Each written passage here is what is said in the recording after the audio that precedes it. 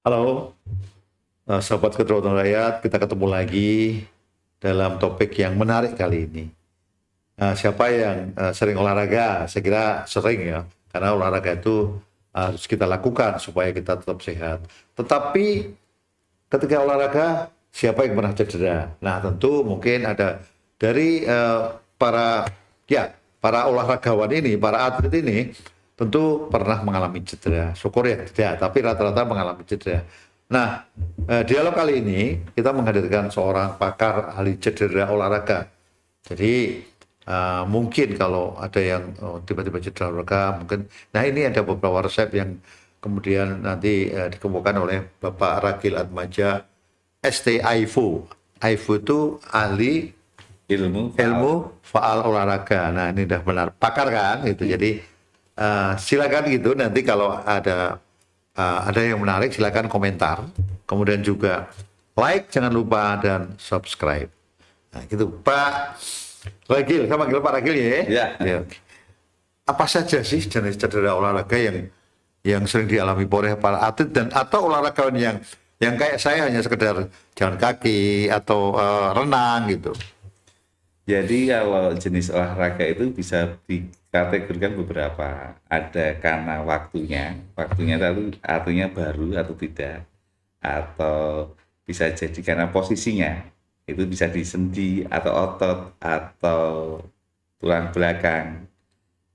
Kemudian yang sering di, tidak di apa mas, tidak disadari itu tentang overuse injury. Jadi ada traumatic injury, sesuatu yang karena benturan atau karena dislokasi atau apa. Ada yang traumatic, itu kan masuk traumatic injury. Kemudian ada overuse injury. Overuse injury ini biasanya karena kelelahan dan tidak disadari.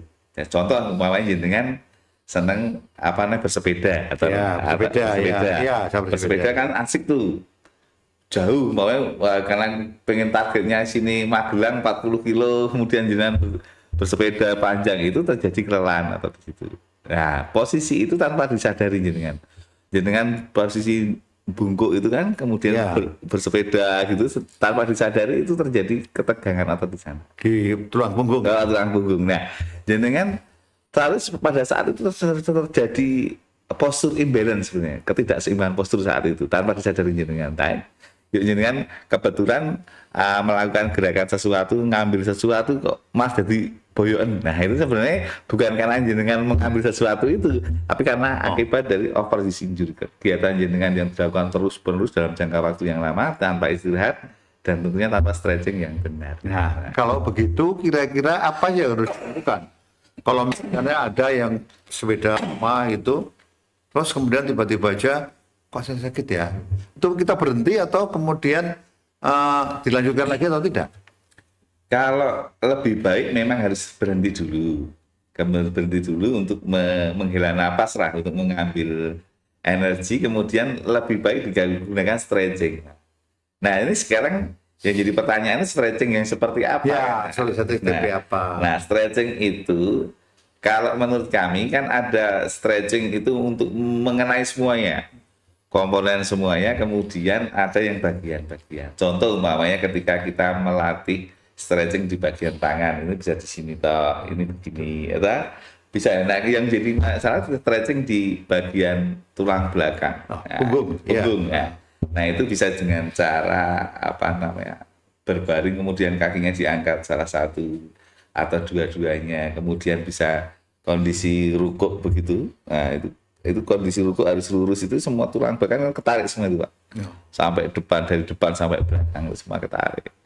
Nah, bisa melakukan stretching sederhana itu yang itu dampaknya akan luar biasa terhadap kesehatan kita ya. Yes. Nah, tadi kalau misalnya tadi saya tanya, misalnya kalau ada seorang yang tadi dikatakan sepeda lama gitu. Nah, apakah saya katakanlah saya ingin sepeda Jogja Magelang ya. Nah, apakah saya harus berhenti sebentar atau saya lanjut? Padahal saya pengen cepat lanjut gitu. Apakah saya harus pakai istirahat?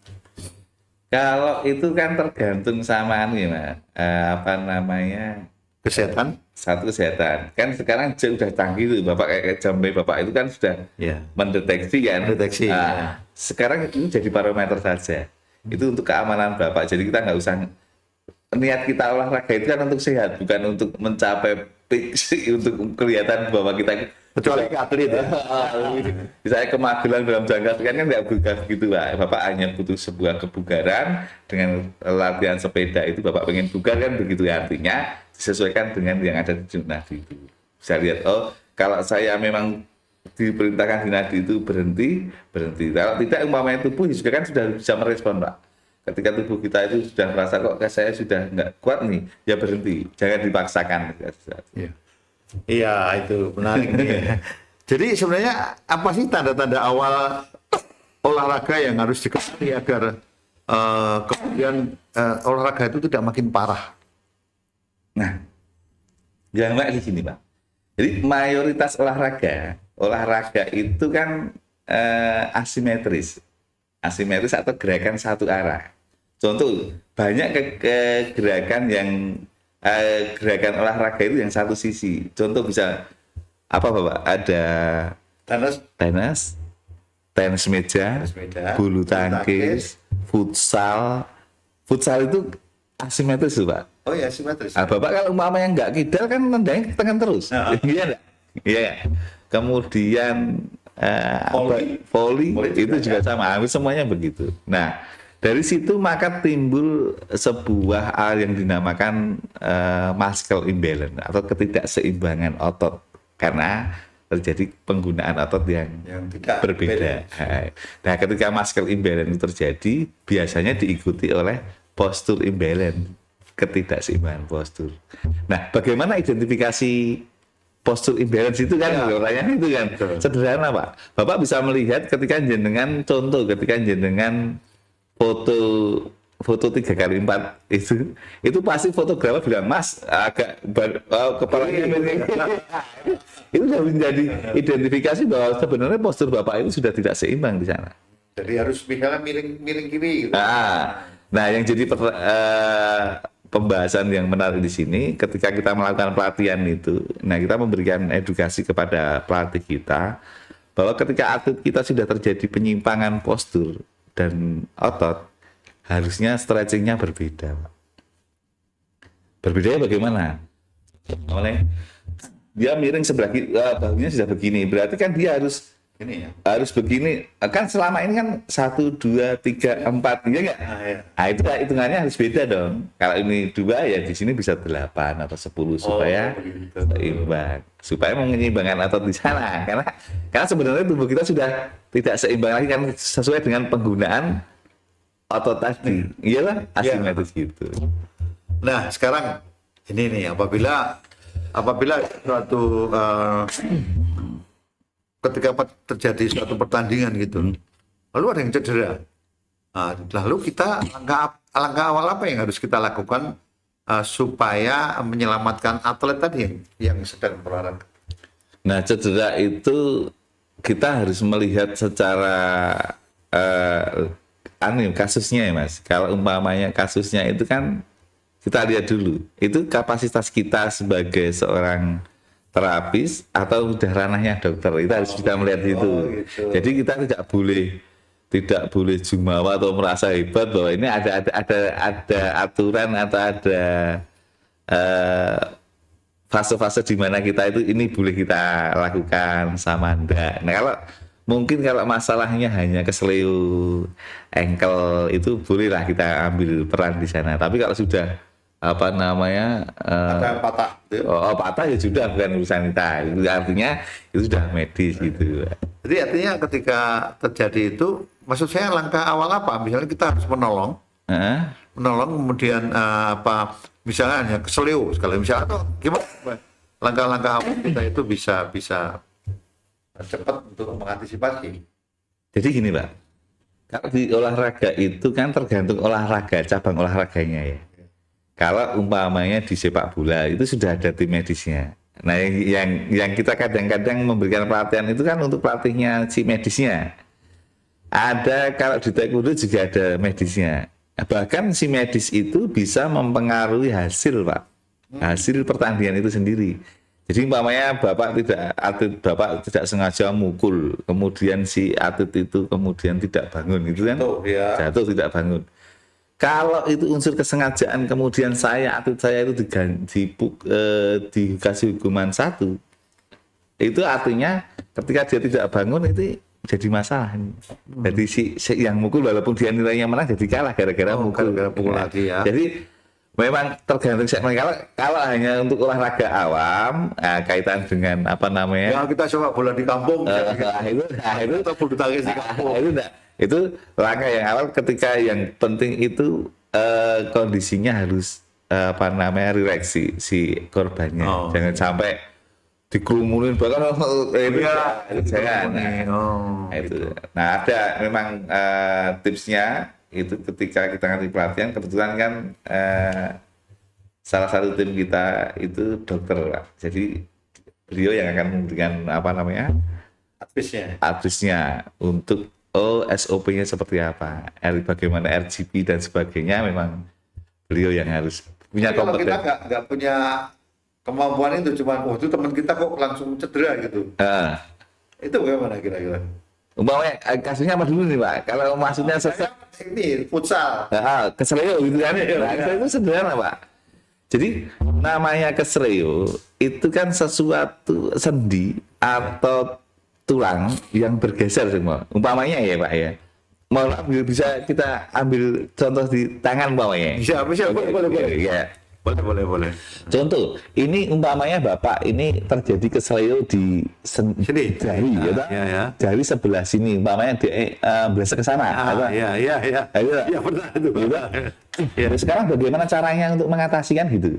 Nah, kita kembalikan kepada metode kita yang kita namanya metode ISWOT itu adalah pendekatannya adalah sistem gerak, kinesiologi dan biomekanika. Nah, jadi kita kembalikan kepada fungsinya aja. Fungsinya itu dia hanya begini sama begini. Maka ketika dia permasalahannya begini, maka solusinya harus dikirikan ya, ke atas kan. Maka itu ketika di sini langsung atas kan sakit, Pak. Iya, sakit. Nah, itu dilihat. Dia dipuntir ke kiri sama ke kanan itu lebih nyaman mana. Nah, ketika sudah nyaman itu berarti gerakannya benar. Kemudian traksi. Ada tarian di sana, kembalikan ditarik kembali. Nah, itu. Karena dia ada sistem geraknya. Iya. Jadi begini itu masalah berarti harus ditarik dulu, dipuntir dulu kan. Ditarik, kemudian ditarik kan mulur, jadi dikembalikan ke atas. Nah, langsung begini sakit dia. Karena dia selain dia ke jarinya turun, pasti ada puntiran ke kiri atau ke kanan. Nah, kita harus paham tentang sistem geraknya itu. Kalau kaki sama juga ya? Sama. Umpamanya engkel gini kan. Ya, engkel begini. Rata-rata engkelnya begini, Pak. Ya. Maka ditarik dulu, ditarik ke sana, kemudian dikembalikan terus lepas saja dia boleh balik otomatis itu. Iya. Nah, ketika kemudian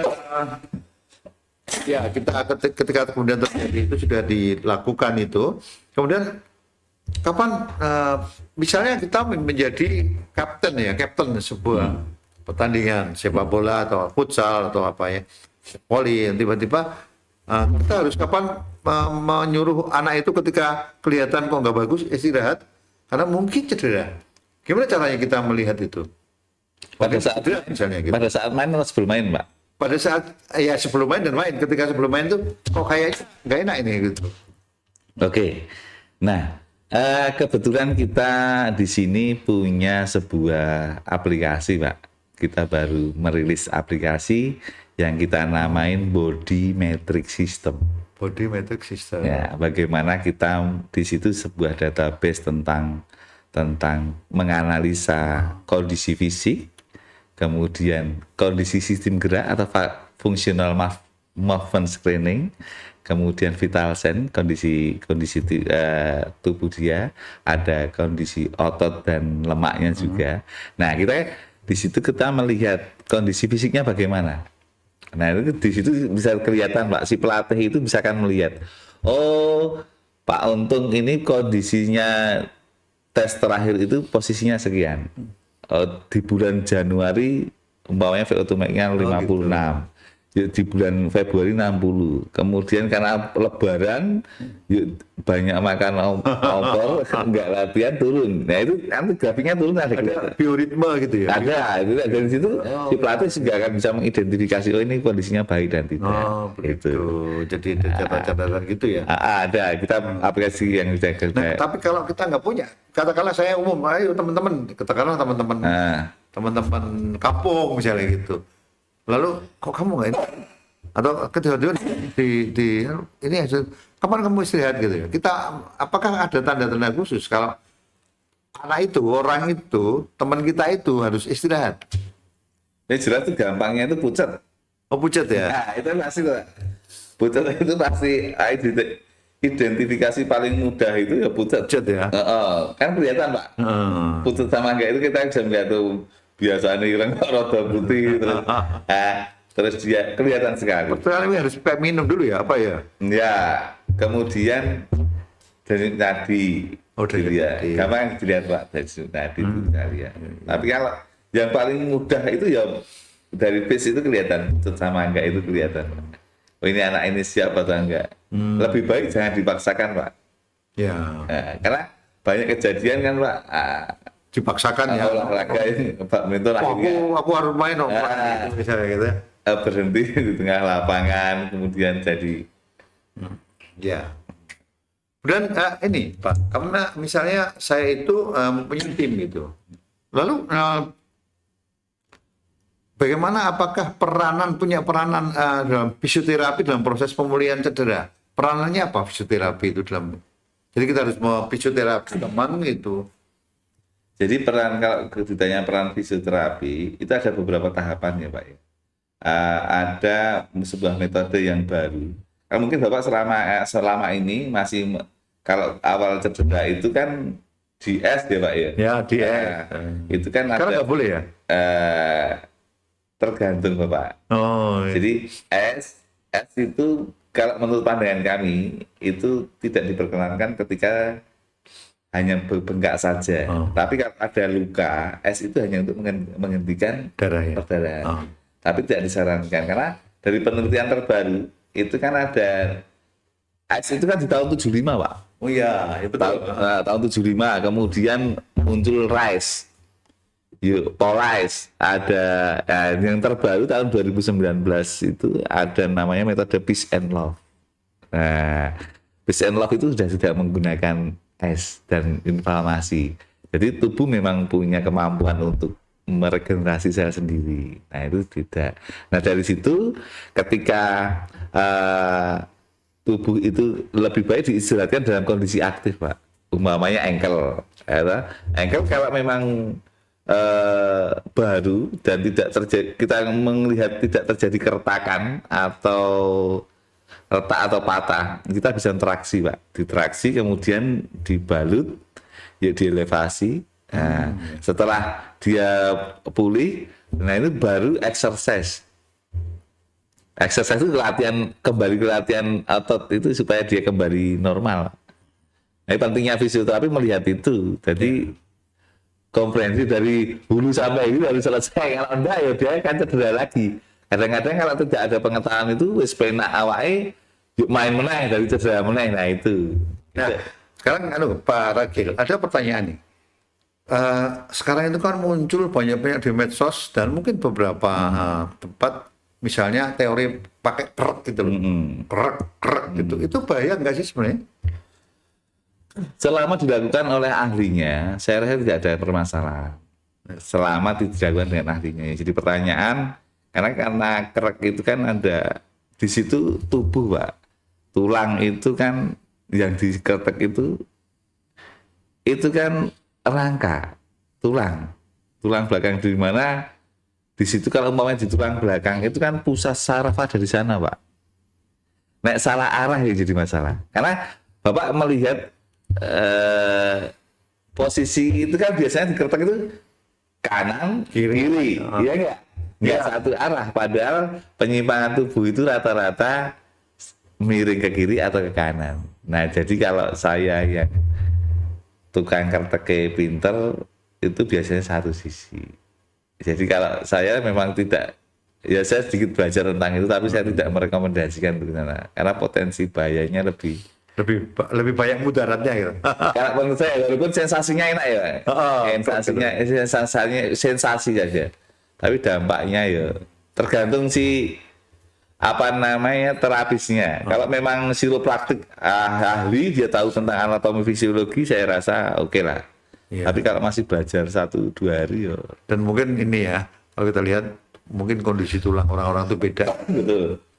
Kondisi tulang yang lemah, sehingga ketika dikerek bisa juga nggak pulang. Saya hanya bunyi saja yang senang tuh. Apa? Hanya bunyi saja. Bunyi itu enak. Itu enak ya gitu. Tapi harus hati-hati ya. Nah kemudian kalau apakah ada semacam apa ya, semacam teknik untuk olahraga tertentu yang bisa dilakukan untuk cedera untuk itu. Misalnya kalau sepak bola itu begini, kalau silat itu begini, kalau misalnya tadi bulu tangkis itu begini. Apakah ada teknik khusus untuk menangani cedera-cedera itu? Kalau teknik khusus itu tidak, Pak. Jadi sebenarnya ketika kita paham tentang metode kita, itu tidak ada permasalahan itu cabang apa, cabur apa, kemudian apa namanya, caburnya apa, jenis keluarnya apa, nggak ada masalah. Yang penting kita tahu permasalahannya. Karena ketika tubuh itu tidak seimbang, postur tidak seimbang, nah tugas kita hanya menyeimbangkan itu, Pak. Yang miring ke kiri harus dikanankan, yang panjang kanan harus dikirikan. Yang itu ketika itu dilakukan maka secara otomatis itu selesai. Karena sebenarnya tubuh kita itu kalau pada saat kita olahraga itu terjadi permasalahan apa namanya muscle imbalance tadi, ketidakseimbangan tadi kan. Nah, ketika kita imbangkan kemudian kan Bapak bisa membayangkan ketika jenengan badminton kanan terus itu berarti otot jam kanan kan Gini terus lebih ya. dominan kan. Nah, yang kiri bagaimana penguatannya. Nah, maka di situ ada pentingnya latihan fisik di sana. Latihan fisik pendukung untuk badminton. Jadi ketika atlet itu memang ada pelatihnya, ada beberapa, Pak. Ada pelatih fisik, ada pelatih teknis supaya semuanya terkomprehensif, hasilnya bagus. Baik itu. Kemudian Bapak, mungkin Pak Rakil bisa memberikan tips-tips yang bisa dilakukan oleh para olahragawan, atlet yang secara mandiri bisa dilakukan dia. Apa yang dia lakukan untuk menangani supaya itu sembuh? Oke. Contoh sederhana, ketika teman-teman mungkin mengalami cedera bahu, umpamanya ya. Itu stretching yang bagaimana yang efektif kan begitu. Nah, jenengan bisa melakukan mengidentifikasi ketika jenengan begini, diangkat begini, sama begini, itu kan ada beda pasti. Ya. Karena penggunaannya dari jenis gerakannya sudah beda. Nah, ketika jenengan punya keluhan yang diberikan sana, ketika jenengan di sini kok sakit, maka solusinya ada ini. Nah, ketika jenengan ini intensitas ini diperbanyak sehingga otot yang jadi bermasalah akan terstretch. Jadi ini contoh ya tadi kalau bulu tangkis begini, maka dia harus banyak gini gitu. Bisa jadi, maka terjadi. Nah, ketika jenengan bisa diidentifikasi ketika penggunaan ototnya, Pak. Jadi ketika jenengan begini, maka bagian otot mana yang kencang itu adalah otot yang sering digunakan. Biasanya terjadi muscle imbalance, di situ kencang, di sebaliknya kendor. Itu biasanya begitu. Maka betul relaksasi di sana. Iya.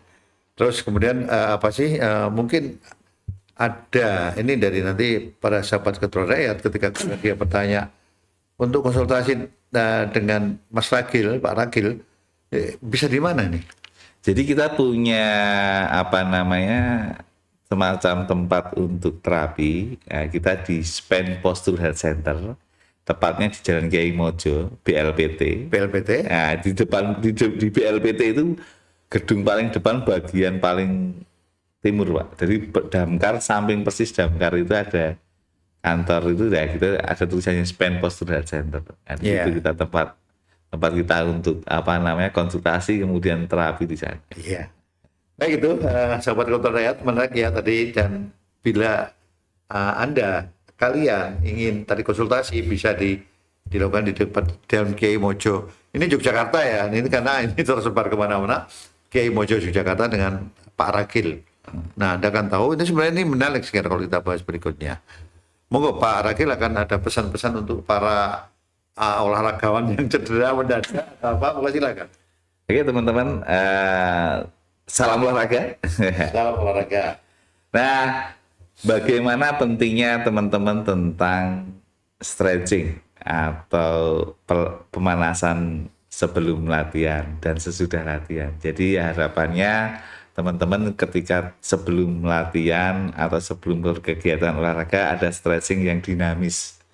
Yang bisa diberikan contoh sedikit. Artinya yang dinamis, bisa bergerak kaki kanan, kaki dan sebagainya, sifatnya dinamis. Tapi ketika sudah selesai itu ada pendinginan perlu nggak? Nah, pendinginan penting di situ kuncinya di situ. Nah, itu tentang PNF atau penekanan pada sendi-sendi. Nah, lebih ke penekanan di sana. Nah, sambil melihat komponen otot mana yang memang harus dilakukan, kemudian postur bagaimana dilakukan, nanti akan diskusi lagi di tempat yang lain supaya lebih lebih jelas, karena itu berdasarkan analisa Pak. Tidak bisa nanti saya harus begini karena bisa jadi itu yang lain. Ya, tidak sama. Kasusnya apa ya? Antara Bapak sama saya juga beda. Kasuistis itu ya. Sama Sigit juga beda. Jadi sesuai dengan penyimpangannya, karena manusia itu unik Pak. Di situ. Baik gitu, sahabat Kedokteran Rakyat, menarik kan? Apabila kalian atau siapapun yang cedera olahraga itu tadi dikatakan harus balance gitu. Gerakan-gerakan kita harus, kalau bulu tangkis banyakkan kanan, maka jangan lupa yang bagian kiri ya, harus diperhatikan juga. Nah, dan bagi kalian yang akan masih belum puas atau mungkin mengalami suatu saat cedera olahraga, silakan menghubungi Mas Ragil di Jalan Kiai Mojo ya. Siap. Di apa namanya? Spine Posture Health Center. Spine Posture Health Center. Health Center. Jadi silakan. Nanti tentu dan tadi dikatakan kerak dan segala itu tuh hati-hati karena setiap orang itu tulangnya beda-beda, ya kan? Pada usia juga mempengaruhi gitu. Jadi sama. Baik gitu. Dan sampai jumpa lagi pada topik berikutnya. Begitu Mas Ragil. Siap Pak.